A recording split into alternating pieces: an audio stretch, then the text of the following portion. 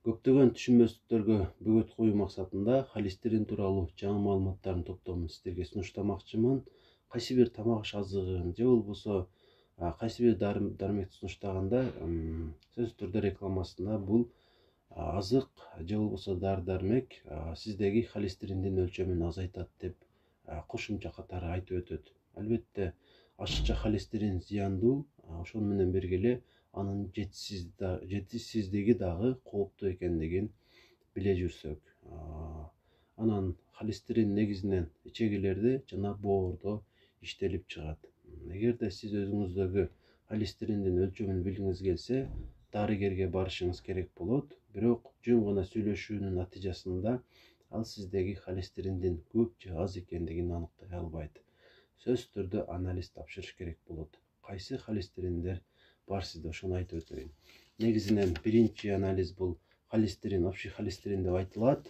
Бул жалпы алганда өлчөмү канча дегенди билдирет. Албетте керектүү анализ, бирок андан дагы зарылдары жок эмес. Ошолорду дагы айтып өтөйүн. Липопротеиды высокой плотности деген бул кандай май десеңиз, бул пайдалуу май деп айтсам болот. Бул нормадан кем болгону өтө кооптуу.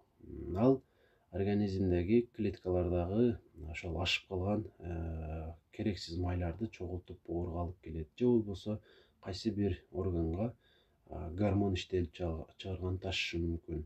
Мусор ташый турган унааларды билесиз, ошолор сыяктуу эле ушул майлар сиздеги ашыкча нерселерди чогултат.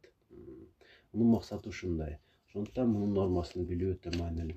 Кийинки анализ липопротеиды низкой плотности деп коет. Бул болсо зыяндуу майлардын сапашында турат десем болот. Ушул май сизде атеросклерозду пайда кылат, анан бляшканы пайда кылат, анан инфарктка жеткириши мүмкүн. Ошондуктан ушул анализ дагы өтө маанилүү. Нормадан ашып кеткен болсо, сөзсүз түрдө нормага түшүрүш керек болот. Анан кийинкиси липопротеиды очень низкой плотности деген бул андан бешбетер кооптуу болгон май. Мунун дагы нормасын биле жүрүшүбүз керек болот, же болбосо өзүбүздөгү норманы аныктап коюшубуз керек болот. Көбүнчө муну өтүн алдырган адамдар жыл сайын текшерип турганы өтө жакшы. Ошол адамдардыкы ушул майы көбөйүп кетиши мүмкүн. Анткени өт дагы ошол май алмашуунун, холестериндин алмашуусуна өзүнүн салымын кошуп турат. Сиздерге эмнени сунуштамакчымын? Эгерде сиздин жашыңыз 30-дан ашкан болсо, ушул комплексти холестеринди, липопротеид, высокой плотность, низкой плотность, очень низкой плотность кайсы гана лабораторияга барбаңыз, алардын бул жөнүндө маалыматы бар. Айтсаңыз эле дароо алып коюшат. 30 жаштан ашкан болсоңуз 3 жылда бир жолу деп айтайын, мүмкүнчүлүккө жараша. Эгерде 40 жаштан ашкан болсоңуз, жылына бир жолу ушул комплекстерди, анализдерди тапшырып турсаңыз өтө жакшы болот.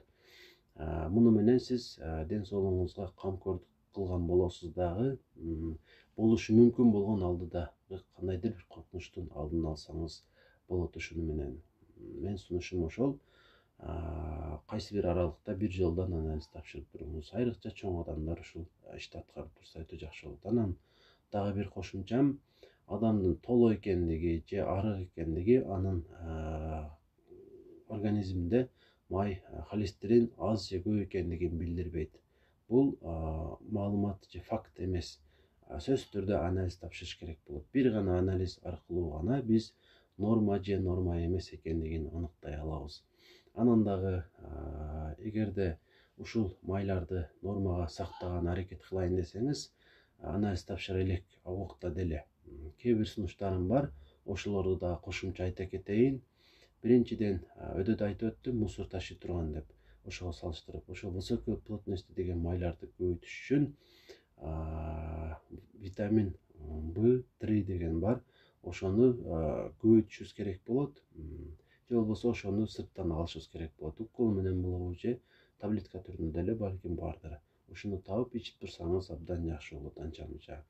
Анан физнагрузка, кыймыл аракеттин көптүгү дагы ушул низкой плотности деген зыяндуу майларды чогулта турган белокторубузга өтө жакшы жардам берет.